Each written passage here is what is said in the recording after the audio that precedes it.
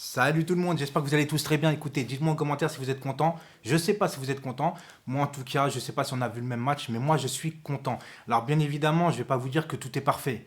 Parce que bien évidemment, quand tu as 3 défenseurs sur 4 absents, bah tu es perfectible derrière. Et on l'a vu en contre-attaque ce soir face à Brest, qui je vous rappelle est dixième du championnat. Mais moi j'ai vu de la cohérence. Et quand je dis cohérence, bien évidemment, ça vient de l'entraîneur. Tu fais une équipe le premier match, tu refais une équipe le deuxième match, la même, sauf Kerrer. Pourquoi? Bah parce que Kerrer a été mauvais le premier match. Et ben il bouge. Après Dagba, bien évidemment, c'est un maillon faible en défense, mais Florenzi revient de blessure, donc il ne faut pas le mettre titulaire. Il prend ses précautions. Et quand il fait des remplacements, Pochettino, bordel, poste pour poste, il change pas une équipe qui gagne, bordel, et ça fait du bien. Et d'ailleurs, coaching gagnant, on a vu Sarabia, parce que Sarabia, je vous rappelle que sous Tourelle, c'est même plus Sarabia, c'était devenu Charabia. Je suis désolé pour le jeu de mots, mais c'est la vérité. Je vous rappelle quand même demain un live à 20h pour réagir avec les auditeurs, voilà, à la radio, etc. Vous pouvez m'appeler. On va réagir sur ce match et sur l'avenir du Paris Saint-Germain. Moi, ce que je voulais dire par là, c'est que le Paris Saint-Germain m'a fait peur dans le premier quart d'heure du match. Voilà. Je trouve qu'ils n'étaient pas bien rentrés dans le match. Et on a encore vu un sacré Navas ce soir. Et je vais faire une petite aparté sur Navas pour dire, mais qu'est-ce que ça fait du bien d'avoir un gardien. Et je pense qu'il faut déjà lui rendre hommage à ce mec parce que ça fait maintenant un an et demi, je crois qu'il est là. Il n'y a aucune bourde au Paris Saint-Germain. Il tient son rang. C'est le joueur le plus régulier du Paris Saint-Germain. Il est extraordinaire, ce gardien.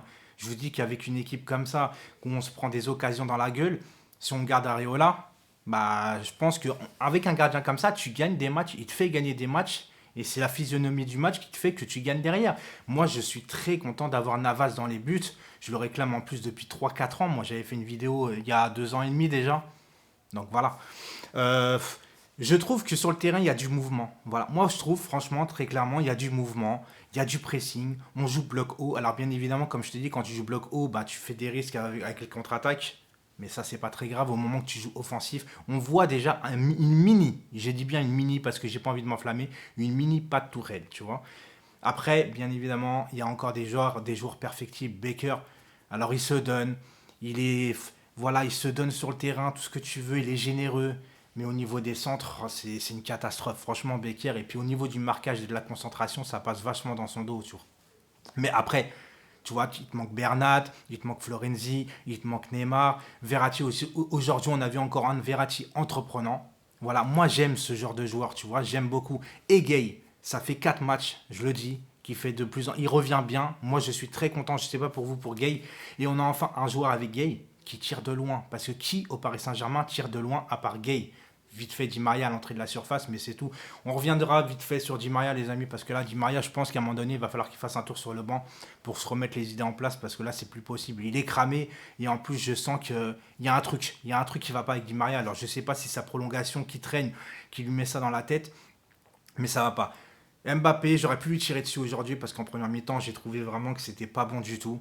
Mais en deuxième période, j'ai vu un Mbappé qui s'est créé beaucoup, beaucoup, beaucoup d'occasions. Pourquoi? Parce qu'il a joué plus simple, il a arrêté ses talonnades bizarres. Et enfin, en deuxième mi-temps, il a joué sans le ballon. C'est-à-dire que à un moment donné, le football, c'est pas qu'avec le ballon. Si t'es pas intelligent de jouer sans le ballon, c'est pas la peine. Et Mbappé, ce soir, en deuxième mi-temps, j'ai vu un mec qui faisait les efforts, j'ai vu un mec qui faisait les appels en profondeur. Il a été intelligent en deuxième mi-temps. Il a été con en première, intelligent en deuxième.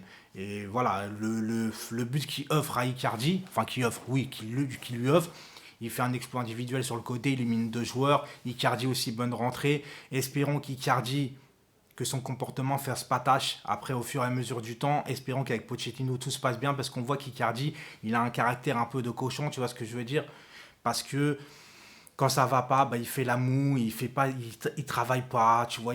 Enfin, moi, c'est pour ça que j'ai peur avec Icardi. Le seul truc que j'ai peur, je l'ai toujours dit, Icardi, il a un excellent niveau, c'est un excellent buteur, mais c'est son comportement qui va pas. Espérons qu'avec Pochettino, tout se passe bien et qu'on retrouve un Icardi qu'on a vu en début de saison avec le Paris Saint-Germain, enfin début du Paris Saint-Germain et le Icardi de l'Inter. Maintenant, avec Verratti, moi, j'ai trouvé quand même que Verratti, tu vois quand il est là sur le terrain, tu vois, enfin, il explose le mec, il est tout le temps là à proposer des solutions, il est dans sa surface, il est dans la surface adverse, il fait du tournicotis, tournicota, il fait des bonnes passes, il est présent. Aujourd'hui, il a encore joué en mode meneur de jeu, peut-être un peu en reculons par rapport à avant. Voilà, après, c'était Domaza pour Gay aussi, je voulais rappeler, encore une blessure, ça me fait chier. Franchement, je te le dis, ça me fait chier. Mais je suis content. Voilà, je suis content. Je vais pas commencer à dire ouais, on a gagné grâce à Pochettino, etc. Mais quand même, aujourd'hui, on voit l'état d'esprit qui change et on voit surtout que quand tu mets pas un joueur une fois à gauche, une fois à droite, etc., ils gardent leurs repères, ils sont plus contents, ils sont plus structurés et les automatismes restent les mêmes parce que forcément, si tu joues à gauche, l'autre match tu joues à droite, l'autre match tu joues dans l'axe, et ben t'as plus les mêmes repères et ça c'est évident. Il faut pas s'appeler voilà Frankenstein ou je sais pas quoi, tout ce que tu veux. Frankenstein, j'ai dit n'importe quoi. Mais bon, voilà. C'est juste que quand il y a de la cohérence, bah, il y a de la logique. Et quand il y a de la logique, il y a de la performance.